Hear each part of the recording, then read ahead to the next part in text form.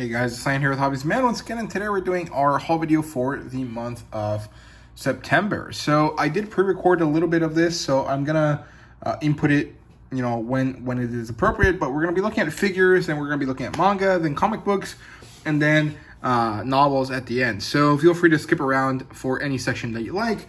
And I think I will also do a little bit of a haul video for my other channel, the Sword and Sorcery channel, just to highlight some of the books that I mentioned here in more detail on that channel because they relate to Sword and Sorcery, right? So if you want to see that in a bit more detail, go ahead and check out the other channel. So yeah, let me insert the clip here, and then we will come back. So I'll see you guys in just a sec.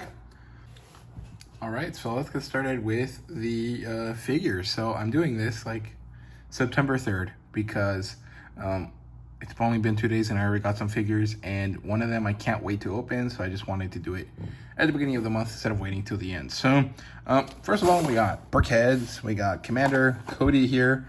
There's also Tusken Raider that is a Lego store exclusive, but I decided to go with Cody because that's much more exciting and it'll go better with the figures that I do have, right? I hope that they eventually do a Rex, but we shall see if that's even possible. And then the big boy, Kafka from Kaiju number 8 in his Kaiju number 8 form, and I'm so excited about this. I bought this in January and it's been forever, and it finally came in and I couldn't wait. It came in earlier today, so we're gonna unbox it here because I like doing that last time, and I think it's a cool way of sharing the figure with you guys, right? So let's see. Here's all the stuff. These are big leg pegs, which is kind of annoying. I don't know why they did this instead of a round base, but actually it might be better. I don't know. We'll see. This is huge. And here's another big one. Maybe it's so you use one or the other depending on how you want to rest your character. I'm not really sure. But we shall see. Oh, this one is gigantic. They look like rocks. It's kind of ridiculous. Then we have this here. I don't know what this is. Let's see.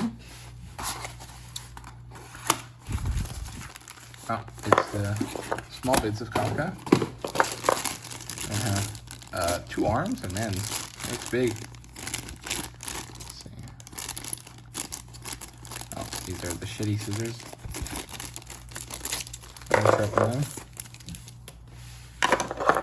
Here's one arm. Very nice. I like how shiny that blue is to match that kind of like electric vibe it should have. Very nice. And then this.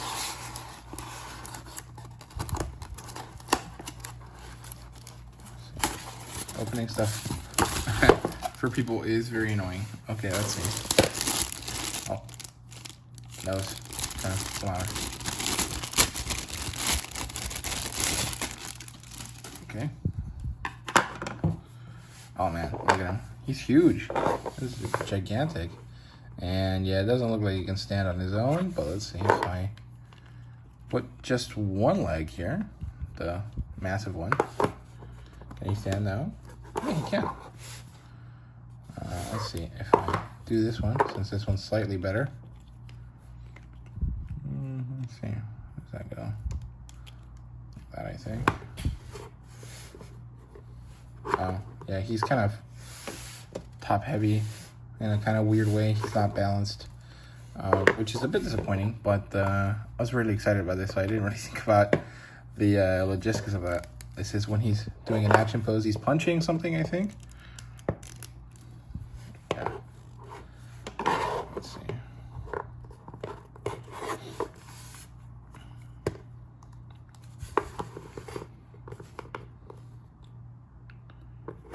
Oh.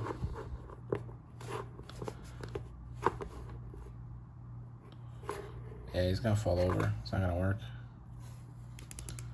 We can put these in more.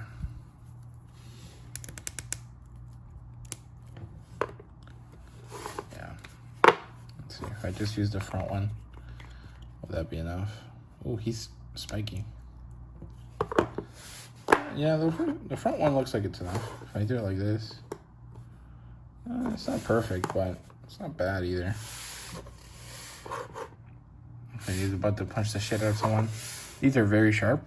So if you've been wanting to get this and you have little children or people that might get hurt, this is probably not great. They're very fun. They're very nice. They're very well sculpted. But there's a lot of sharpness to this that is a bit much, right? So yeah, he looks great. I actually find these a bit distracting. I don't think that these bases are something I like, but they're not completely horrible. I mean, they're not great either, but not that bad. And yeah, he looks great. So there you go. Those are the 2 figures that I've had so far. If I have more, I'll just add in another clip. So I'll see you guys in the next one. Okay, and to finish off the figures here really quickly, I just want to show you guys this tiny little gotcha figure. I was with a friend somewhere. We were at a Target, and I saw that they had a box of these. These are Kaiju number 8, Bandai Namco collectible capsule figure collection, gashapons, as you guys can see right there. There's 4 of them, and since I basically couldn't lose because I like all of the figures, I decided to just buy one, and I ended up getting Kikoru, which is really wonderful because I love how she looks, and I usually put her next to the larger Kikoru figure that I got. I do want to go back and see if I can get the other ones, and if I end up getting a duplicate, I'll probably just give it away to someone that I know, right? So yeah, I need to go back to that Target and see if they have any more of these, because I do want to get all of them, right? So yeah, I wanted to do that really quickly there. I'll just put that in the corner there. Let's look at manga here. So first of all, let's start with Bright Story number 10. Not much to say about this one that I haven't said before. I love the artwork here. I love the series. I think it's wonderful. It's phenomenal, gorgeous, beautiful. And I'm nearly done collecting it. So hopefully I'll be able to collect all of it by the end of the year. That would be really awesome. I still have quite a bit of time left to do that. So it should be possible. When that happens, I will have to assess, you know, do I want to get Emma? Do I want to get the Scribbles? Do I want to get the other Kawamori books? And I think I'm leaning towards yes, but I might take a break for a few months to focus on other things. I'm not really sure what I'm going to do yet, so we'll see. I got that, I think, from Target. From Walmart. At the beginning of the month, I bought it when I bought my groceries, because I buy my groceries online, so you can mix and match shipping and store pickup stuff. And I got that for like $12, I think, so it was a pretty good deal. Then I went to Half Price Books and Movie Trading Company at the beginning of the month for, I want to say, Labor Day. I forget what day it is that we get Monday off, but that weekend, I'm pretty sure it is Labor Day weekend, they had a sale at Half Price Books, and they had a sale at Movie Trading Company, and I got a few things. So I got Uzaki-chan Wants to Hang Out number 2 for that 3D boobage right there. I know that, you know, the series does get you know, real or serious, if you want to call it that, and that the characters do end up having sex. That is a plot point in the story, and I think that's pretty refreshing because that's normally not the case in these types of stories, and I find that fun. But you know, I never go out of my way to buy the series. I don't want to pay full price for it, because even though it's fun, it's definitely not worth $14 per volume, right? But because it was on sale, and there's actually quite a few of them, I thought about getting all of them, but I decided not to because I didn't want to spend that much money, right? So I got number 2 and number 3, and this is my favorite cover. I love her expression. I love the style here. I love the outfit. I think it's really, really fun. And I'm very excited about this. I'm really happy about that because I really enjoyed the first book, and you know, I have not really been catching up with Komi lately. I've been focusing on other stuff, and I want to go back into the rom-com type stories that have more of a teasing type character, right? Like Nagatoro and Isaki. So I want to, you know, pick up more of them, and I'm really happy that I got to pick up some of them. Then I got The Way of the House Husband. I got this one from Movie Trading Company. It's number 8. That's because they had number 2, 3, 4, 8, and 9, I think. And technically, I should have bought 2, but they were all the same price. They were all discounted, and this was the thickest volume that they had. And for whatever reason, I was like, well, you don't really need to buy these in order because they don't really, like, there is no continuity to the story. There is no need to know what happens in volume 2 to continue on to read volume 3. So I just bought the one that was the thickest, the one that felt the most bang for your buck, which is a really psychotic way of buying. It's something that I've never done before. But for whatever reason, I decided that, you know, that day is going to be okay. And I got this for like $5, which is a great steal because the price on this is $13. And I thought it was a wonderful deal, so I got it. And I'm very happy with the purchase. I'm a bit upset about with myself because it is kind of weird. It is such a weird way to buy, you know, books, and it is kind of odd. But at the same time, I thought it was worth it at the time, so I'm just going to stick with that. So, yeah, then I got My Hero Academia School Briefs number 5. I'm going to collect all of these, and this says $10.99, but it was actually a reduced price book. It was like $4, I think, something like that. It was really cheap. Otherwise, I would have not bought it. It's brand new, basically. And I bought this, even though I'm missing volumes 3 and 4, because I am going to collect all of them. And I'm going to enjoy reading them because I love My Hero Academia, right? Even though I've not really finished reading it. I've not finished reading it. And I actually did fall off during the final war saga, or war arc at the end of the story. I do love My Hero Academia. I do want to read as much as I can of it. And I do want to read, you know, all of the books that are in the My Hero Academia universe in some sort of order at some point. Probably next year. I do want to do this, like, reading through My Hero Academia project. And reading through the school briefs is necessary, right? So I do want to collect all of them. And so I didn't feel like waiting to get 3 and 4 before I got 5, because I was going to end up buying them anyways, right? So now I just need to find books 3 and 4 at a discounted price. So yeah, this has, you know, drawings in here every once in a while. And these kind of, you know, funny, different kind of inserts. There you go. Look at that. That's great. Good stuff. Amazing artwork there. We have Mashal number 16. I am caught up, I think. Issue 17 comes out later this month, or it just came out this month, so I'm a bit behind, but not significantly. This is nearly the end. I think there's only 18 volumes of the series, so I'm about to finish up. And I've not read this part of the story yet, but I'm excited to get around to it. So, yeah, this is probably going to be an October read because, you know, it's a magic school setting, so that's Halloween-y, right? And then we have Game of Familia, number 1. I'm not really sure what this is about, but I saw that it's an adult book and it's an isekai. And I think this is not adapted by anyone. This is completely, you know, created to be a manga. And I'm excited about that. I feel like, is this written by someone that I'm supposed to know? Or is that Wistoria? I think it's Wistoria. That's written by the guy that did Danmachi.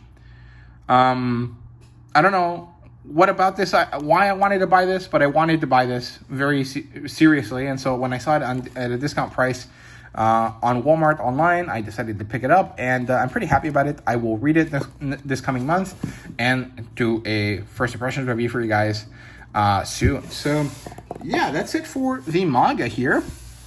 We have a lot more comic books. That's just mostly because of the single issues, and because for whatever reason right now I've been on a comic book kick lately. I've just been enjoying the process of reading comic books a bit more, and I think that that's going to ebb and flow, and my channel is just going to have to deal with that as it is. But I got some cool stuff here. So let's get started with the collected editions first, and then we'll finish off with the singles. So the first one here is ElfQuest, the Grand Quest. Now, technically, I already own ElfQuest. There is no reason for me to buy this, but I found this, you know, that same day that I was buying stuff in the beginning of the month during the Labor Day weekend, and I found it. It's in black and white, which is great because I don't like the color editions for ElfQuest, and, you know, I thought this was a phenomenal find. It was super cheap. It was like $4, and I'm happy to own it physically in some capacity. I found this to be a really interesting concept because it is a DC Comics book. It is a manga-sized book, and it collects the first story. or more or less a little bit beyond that, or a little bit less than that. I can't actually remember. Let's see, I think it is just the first story. And there's more to it beyond that. I'm not gonna end up being able to buy them, of course, but because it's probably unlikely that I'll ever find another one. But just having this first one is pretty awesome. So I'm very happy about that. I think it's cool. Being this size actually doesn't harm the reading experience at all. It seems very easy to read. Of course, there is an issue with gutter loss that I don't experience when I'm reading digitally, but it is still interesting, and I do like that this is available. So yeah, there you go. That's ElfQuest. Then we have Calvin and Hobbes Portable Compendium number 2. This collects books 3 and 4 in the series, and there's supposed to be 7 of these compendiums total, so there's 14 books. And this was a little bit squished, so it's a little tiny bit damaged, but broadly speaking, it's fine. Once this goes on my shelf, it's not going to move too much, so it should be fine. I just have to get around to reading it. So here's what's inside. This is book 4, and here's book 3. And I actually really don't like how they do the covers for these individual books, but I do love the covers that they do for the portable compendium boxes, right? So Calvin Hobbes is a beautiful story. I don't think I'll do another video on it anytime soon, but I did enjoy the first video that I did. I really enjoyed reading the story for the first time in my life, and I'm very happy to continue collecting this. I'm going to try to collect all of it if I can, but of course that's probably not going to be doable because they come out really slowly, and I have to wait until it gets cheap enough for me to justify buying it, right? Because I think these go for $25. But you usually can get them for like $12, half price if you wait a little bit. And that's what I did for the first one. I think I got the first one for $10, and getting this one for 12 was pretty good, right? So, yeah, not much else to say about Calvin and Hobbes. So, I'll just leave it at that. Then we have Spider-Man number 3. This is Ultimate Spider-Man Double Trouble. I'm slowly collecting this series before I start reading it because I basically already know what happens in it. I like to watch Comic Pop, and they have a whole series of videos where they talk about Ultimate Spider-Man. I could just save money for an omnibus, but I'm not really sure I want a Marvel omnibus. My understanding is that they're pretty bad and that they tend to explode, like the binding breaks and stuff like that. And that doesn't sound great, but I do still want to own this and read this, and I'm very excited about it. I just need to get around to doing so. And this artwork is really phenomenal. I really enjoy it. It's really weird, but also really great. It looks great, wonderful. It's so, I don't know, old school, I guess is what I would call it. It has like when you imagine a comic book, this is what I imagine it would look like, right?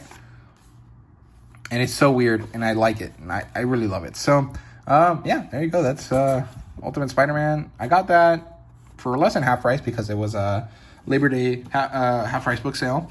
Then at my local comic book store, they have a 60% off shelf, and I was browsing through it this past weekend, and I found some cool stuff. So first of all, I found Sword of Sorcery Volume 1 Amethyst, featuring Beowulf and Stalker by Christy Marks. This is why I bought this book, because it's by Christy Marks. I saw the Conan the Barbarian official YouTube channel do an interview with Christy Marks relatively recently in the last 2 months, and she is someone that is integral to the development of the Conan the Barbarian TV show, the cartoon that came out in the 80s, I want to say. She's also a friend of Roy Thomas's, and she did some sword and sorcery work early on in her career. Thanks to Roy Thomas, she wrote a story in Savage Sword, in the original Savage Sword. She wrote a bunch of different comic books as well. She wrote the Sisterhood of Steel, which is a anthology series or a small series of comic books that had, Red Sonja inspired kind of characters.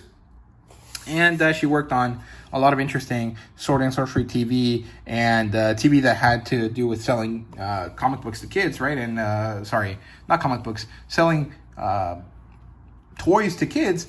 And so I really found her to be interesting, and I wanted to read something by her. And I found out that, this was, written by her. And so I decided to pick it up as soon as I could. And I'm very happy that I found a chance to do so. I think I paid $7 for it. I can't remember exactly. Let's see. If it's $25, it's 60% off. That means that it should be about $8, right? 2.5 times 4. I guess it was $10, something like that. Which is a pretty good, price. It's a pretty good steal. So I'm very happy about that. Transitioning here to the last, collected editions that I have here before we jump into the single issue comics. I went to Ollie's this morning, and Ollie's is a weird bargain store, right? The one that is near my house is very disorganized. It's very, badly maintained, but they have a pretty large selection of DC and Marvel comic books, mostly DC. And they're all pretty unorganized, and some of them are kind of badly damaged.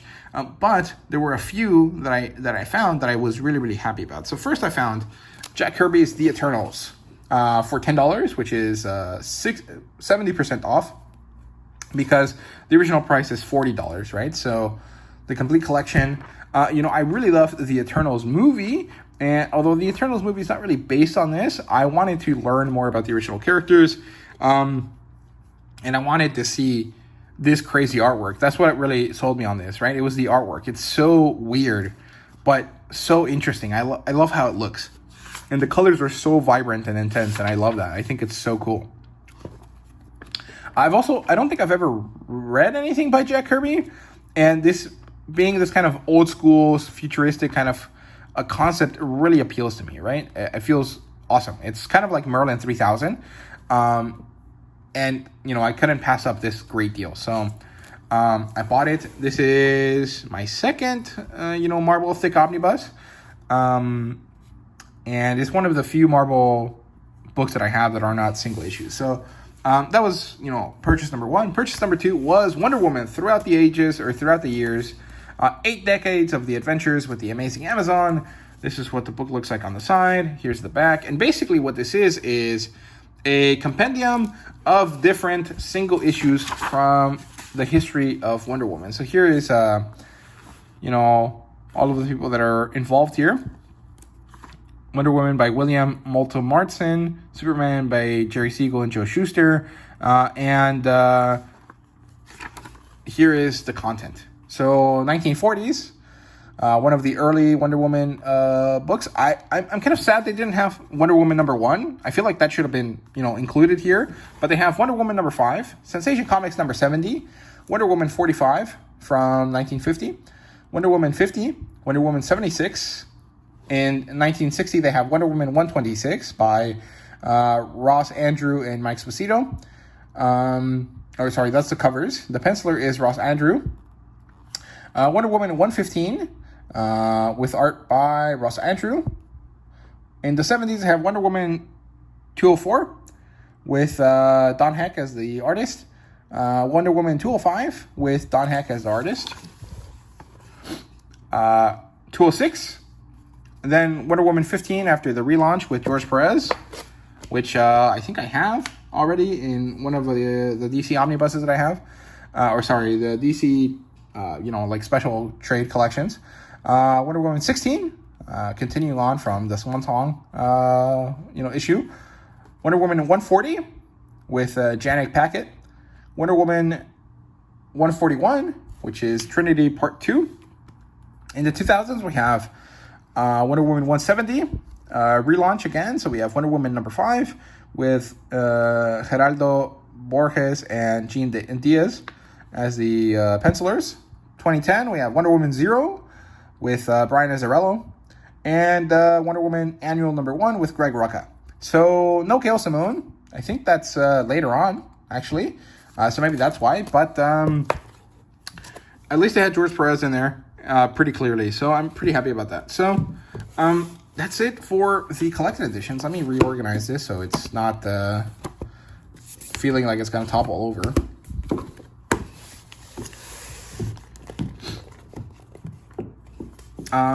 So I'm actually really happy with that Wonder Woman purchase. You know, I would have liked it if it was a deluxe size, if it was bigger. I think that would have been much better, actually. But I don't, you know, hate it. I do want to buy, you know, the other, at least the Trinity, right? I do want to have Wonder Woman, Batman, and Superman throughout the years. I think that'd be really awesome. Just to have like a collection of them, more or less from the same time period, right? If I could get all of them after 80 years, that would be cool. But I don't know if that's actually even possible. I don't even know why this Wonder Woman one was there, but it was, and so I'm happy about that.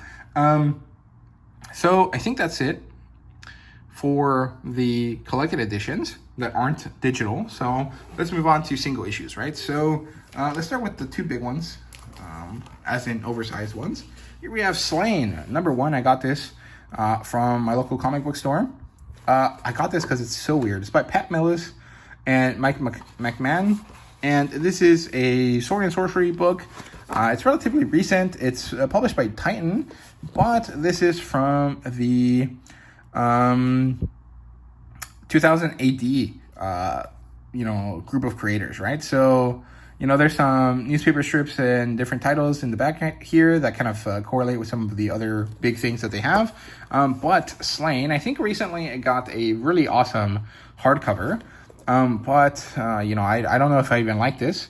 I just couldn't put down the book after I saw the artwork here. Like, it's just so intricate and weird, and he looks disgusting, but it's so cool. It almost reminds me of like Simon Beasley, if that makes sense. Look at that. Like, this ox is both immensely powerful and emaciated at the same time, and it matches the man, and it's so cool. I really love that. So yeah, I found this in the discount bookshelf that I mentioned earlier, and I couldn't, you know, pass it up for what it was. I think it was like $5 or something like that. Let's see. If it was $9 total at 60%, it was like $3.70 or something like that. It was like a really cheap price, and I couldn't put it down. The other one was this. It's called A Two by Sam Glanzman. This is a Four Winds Publishing Group book, and this is book 1, The Forbidden Cave. And this is a really weird book. I have no clue what it's about, but it looks up my alley, right? It has like a pulpy aesthetic to it. It's about a man with, you know, some sort of futuristic kind of vibe to him that lives in this, you know, post-apocalyptic return to ancient kind of vibe, kind of place and area. And he fights giants and dinosaurs and all sorts of weird stuff, and I just found it to be really great, and I like that it's in black and white. I think that's really, really cool. And you know, I have no clue if this is good or not, but man, look at it. It looks awesome, right? So just wanted to mention that I will do a more in-depth kind of look at these books for the Sword and Sorcery book channel. So if you're interested in that, go ahead and subscribe to that channel. It would help me a lot, and you'll get to see more in-depth looks at Two and Slain. But I think I need to clear up the back, so give me a second. I'll come back with the single issues. Okay, let's get started with the single issue comic book. So this first bit of stuff is from the Labor Day sales that I went to for Half Price Books and Movie Trading Company, and some of these I actually got for free. So at my local movie trading company, they sometimes have comic books. I went there to buy some manga, and while I was there, I saw that they had these books kind of just laying there at the front desk. You know, as I was getting rung up to leave. This one, of course, is free because it's a free comic book as it is, and it's pretty cool. I'm pretty happy about that. You know, I really like how they showcase all of this artwork in a really good, you know, well done way, which is pretty exciting because Marvel's not very good at their marketing, right? But you know, this was well done. I like this book. It's nice and thick. It has a lot of care put into it. The cover feels a bit thicker than usual, which is awesome. But they also had X-Force #2 and X-Men #3. And, you know, I asked him, hey, man, you know, what's up with these books? And he told me, hey, you can get them for free alongside this, you know, this free spotlight because they're not in our system. We just have them, but we can't legally sell them to you because they're not part of our system. So just grab some for free. And I did. and it was awesome. I was really happy about that. I thought it was great. I've not read them yet, so I'm not sure if they're good or not, but being able to kind of get in on the ground floor of this new X-Men initiative for free was pretty awesome. I don't think I'll catch up, right? I'm not going to go out of my way to search for these issues and get caught up, but I will at least know, whether I like these or not, so that when the trades start coming out, I'll start buying them.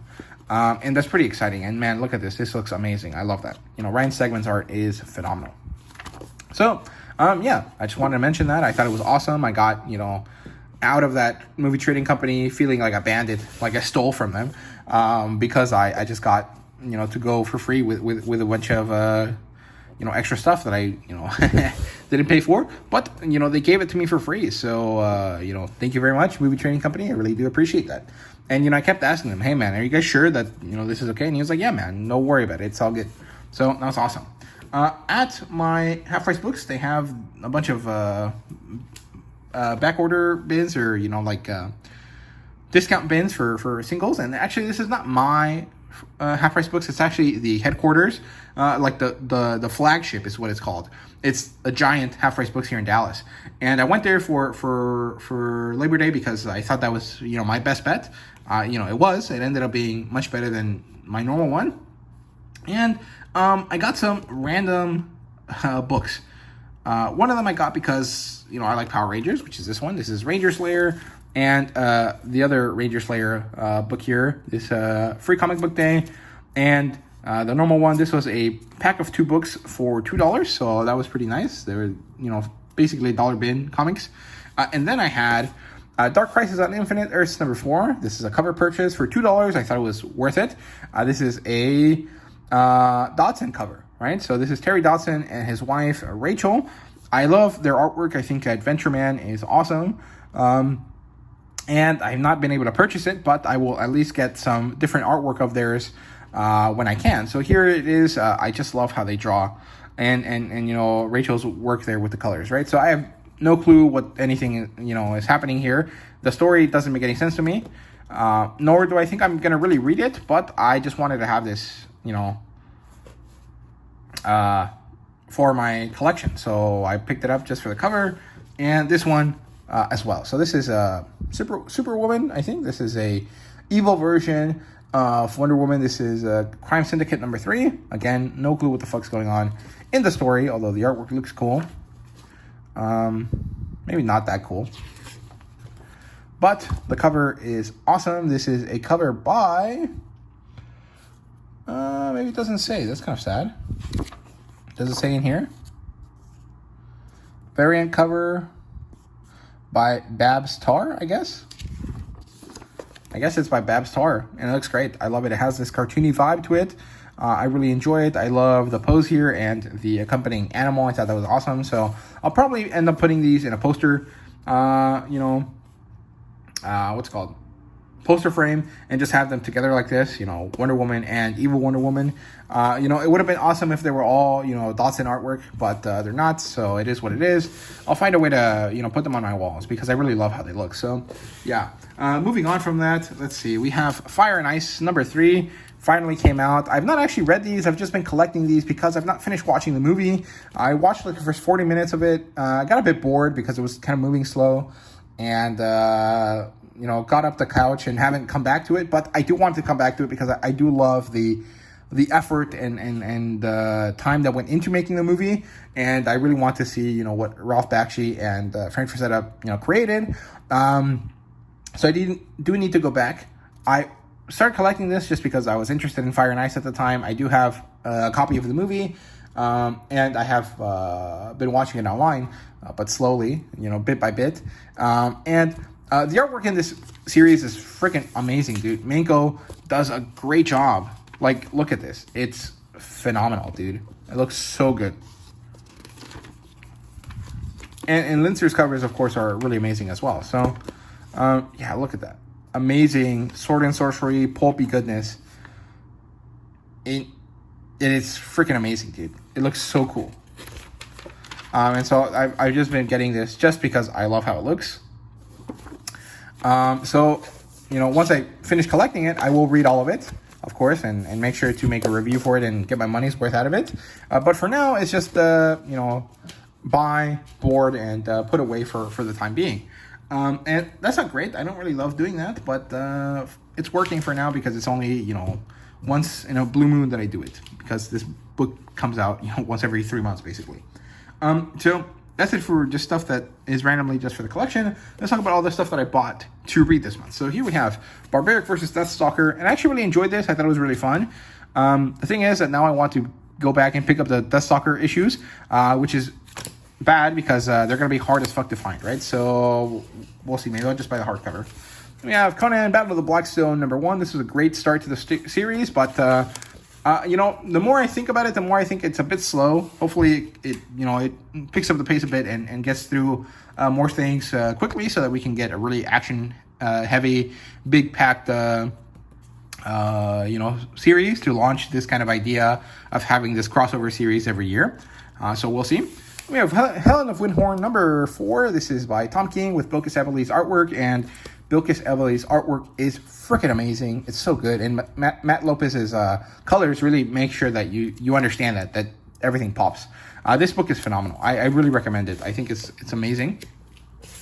Dawn Runner #5. This was a bit disappointing. The ending was not really what I was expecting out of it, and well, actually, the ending is fine, but the whole series is, overall had a bit of an issue, which is that the way that the fights of the robots were depicted was not that great, or some choices were made that I just didn't agree with, that I don't think made sense. Like in this one, there's a section where the robot does an amazing bit of acrobatic work, right? Like they take a runner stance, they jump as they start their running, and they speed across a bit of land to hit the enemy, kaiju, right? But we don't actually get to see when they're running across the field. We only see the beginning and the impact. And what we get in between is just basically an empty 2-page spread of a sunrise. And I understand what the meaning of it is, right? I mean, it's thematically sensical with the story, since it is called Dawn Runner. And so seeing the dawn break as the climax is reached is good. But the robot, that is the reason why people started buying this, right? Because this is a kaiju story at the end of the day. This is a mecha book. At the end of the day, people want to see the mecha. It's nowhere to be seen, and I find that to be immensely disappointing. So that was, pretty upsetting. Here we have Flash Gordon #2. Not much to say about this one. The ending was great. I'm very excited to see what's going on here, and you can see the John Carter of Mars inspirations here at the end, which is great. You have My Adventure with Superman #4. Amazo was actually really great in this. I really enjoy what the story is doing. I think the artwork is a bit weak compared to the actual animated series, but, it is what it is. Red Sonja #13. The covers continue to be amazing. The artwork inside is also really great. Like Walter Giovanni's ability to draw Red Sonja is phenomenal. It's off the charts. It's really amazing. But I am finding that Groenbeck's writing is a bit weak for my taste. It's not getting to where I think it should be. And the story feels a bit too decompressed, if that makes sense. It's taking too long to get anywhere satisfying, and I find that to be a bit disappointing. You have Power Fantasy #2. I stopped collecting this. I do want to read it, but I think I'll trade weight for this because Kieran Gillen's work is probably better enjoyed that way. And because this is kind of an extra expense that I don't need. I already have way too many books, right? Here we have The Moon is Following Us. This is an amazing story. This is by Dana Warren Johnson with Riley Rosmo as the other artist and Mike Spicer as the colorist for both. And so the story is kind of like, living your life in a video game kind of movie or story, right? Like something like SAO, right? Where you wear a headset, you go into this video game world, and you do something in there and it affects your real life. In this case, it's two parents trying to save their child. And they do that by playing the video game that their child's mind creates.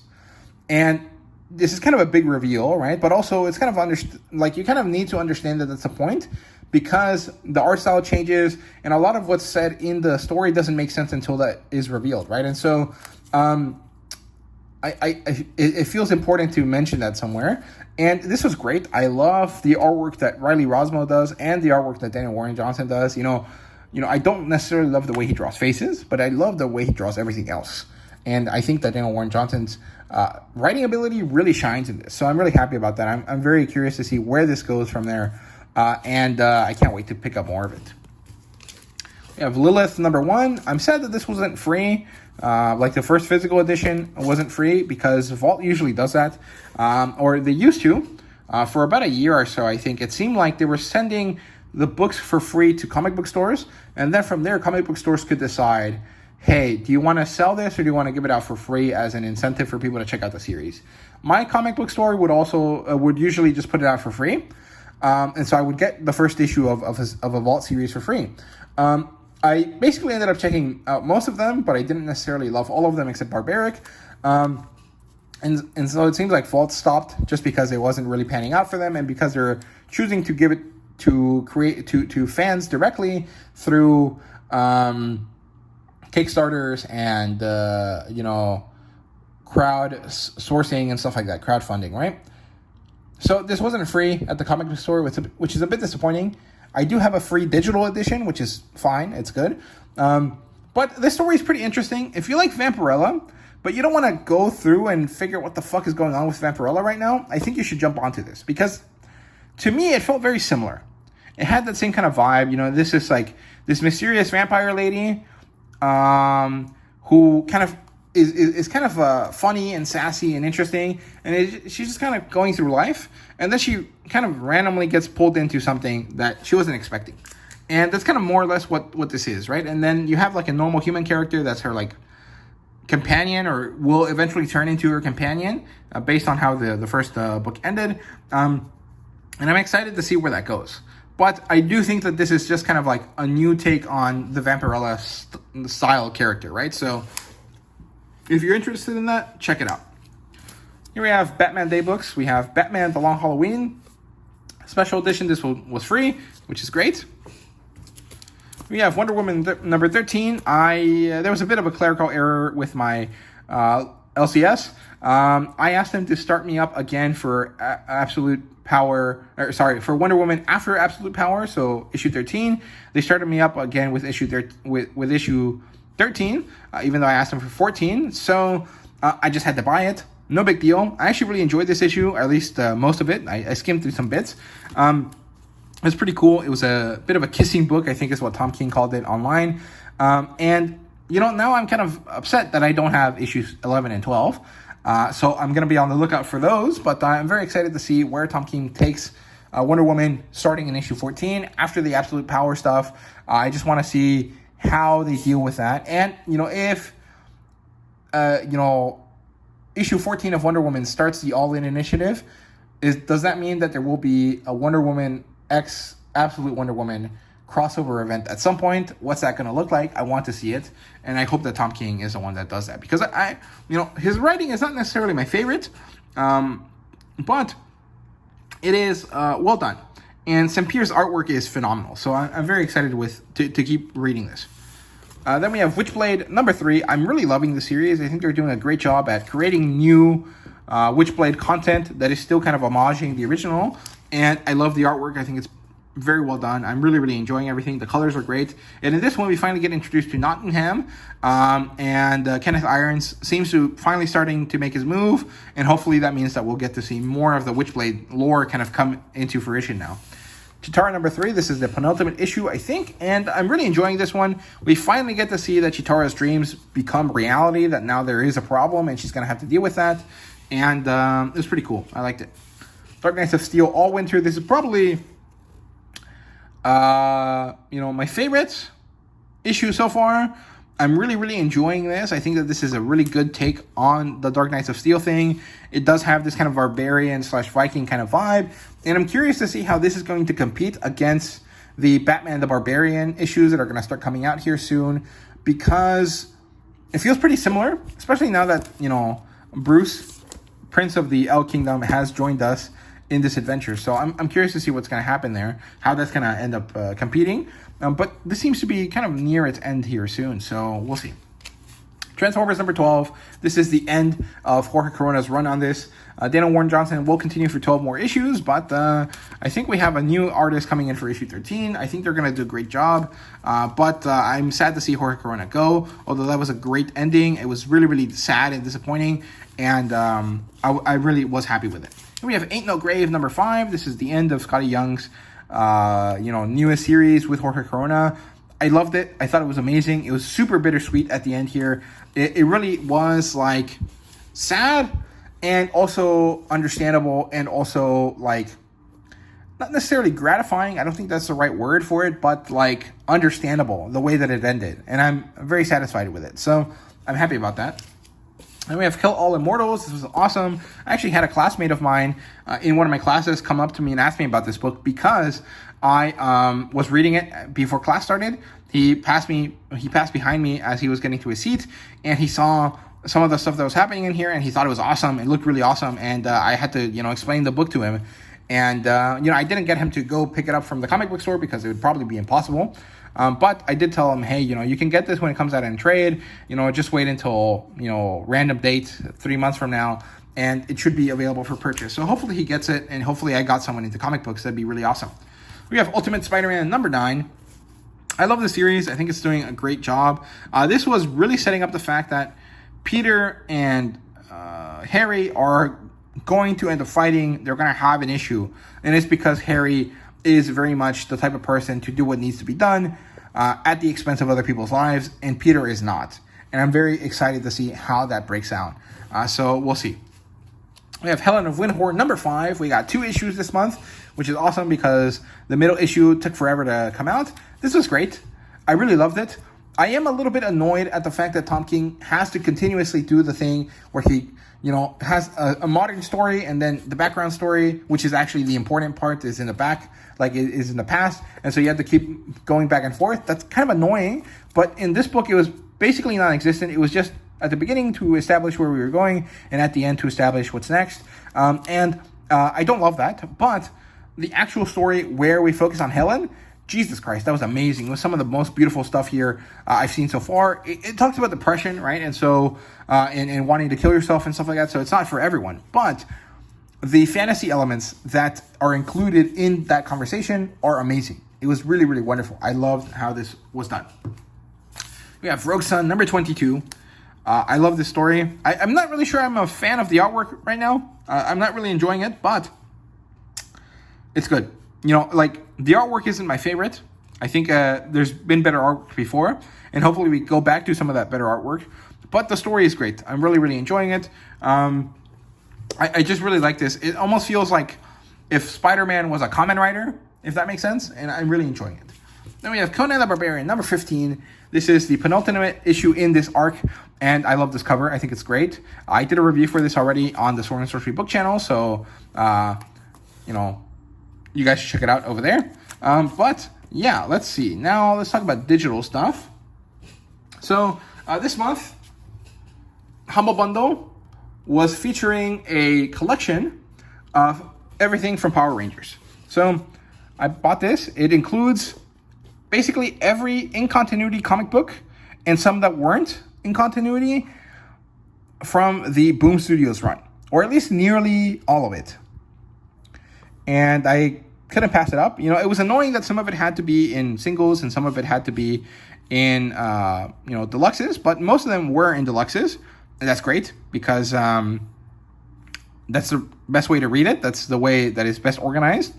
And I'm really happy that I got to basically buy all of the Power Ranger stuff for like $20. That was phenomenal. That was amazing, right? So I'm very happy about that.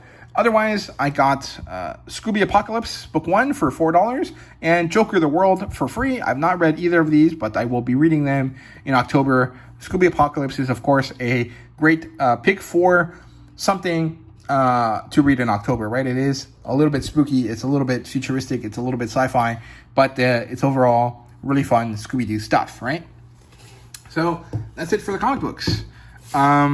And for books, I basically just have one. So here is Were Night by Bayan. This is a Harry Turtledove book. It comes kind of with this idea that there's this saber-tooth man were-tiger person. And these people, these barbarians, are having to go fight against this tribe of weird, cat people, which is pretty interesting. I was hoping there'd be some illustrations in here, and they're not. But there's a big print book, so this should be really easy to read. So hopefully I'll get around to reading it soon. And from Kindle, let's see. If I go to books. So I think it starts around here somewhere. So we have Cena's Academy, Soulbound, the first 3 books in the Hybrid Helix, which is awesome. My understanding of it is that it's awesome. We have some fun, isekai stuff. We have Blood and Thunder by Mark Finn. That's a historical accounting, biography of Robert E. Howard, creator of the Conan mythos and all of the stuff that goes, is related to it. We have Blastman by D.R. Hatch. I'm friendly with this author. Then we have El Borak, The Siege of Lamacan. We have 2 books by Andrew Givler, the Deck Collection novels. I got the first one for free and the second one for 99 cents. And we have some Dragons of Tyrecum books here. I got these for free, I think. So, nothing too amazing here. I mean, the most interesting stuff is, of course, Mark Finn's book and the Hybrid Helix stuff. I got these for free because the latest book came out and the author decided to put up his first 3 books for free. And it was wonderful, and I'm very, very happy about that. So, I do believe that's everything. So, thank you guys very much for watching. Let me know what you guys got this month down below. Let me know what your favorite purchase was. And again, thank you guys very much for sitting through this. I know it's not the most exciting stuff, but, there is a certain level of accounting that I need to do for myself, and this is the best way to do it, including my hobby, right? So, thank you guys very much for watching. I do appreciate it, and see you guys next time.